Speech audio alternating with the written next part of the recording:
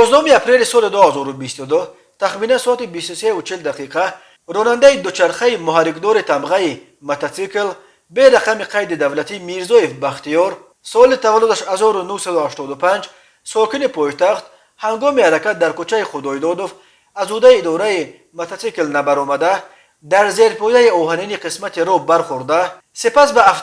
تمغه اوپل استرا که تحت اداره راننده عبدالرحمانوف عبدالرحیم سال تولدش 1979 ساکن شهر استرافشان برخورده است. در نتیجه راننده موتورسیکل میرزایف جراحت وزن جسمانی برداشته در جای حادثه به هلاکت رسیده است. اینچنین 11 اپریل سال 2022 تخمیناً ساعت 16:00 راننده افت تمغه اوپل استرا بوستانوف کمالالدین دیخونوویچ سال تولدش 1978 ساکن نویه باباجان غفوروف هنگام حرکت در شهرهای دوشنبه خوجند چنوق به خطری حرکت راه را تامین کردن نتوانسته به افت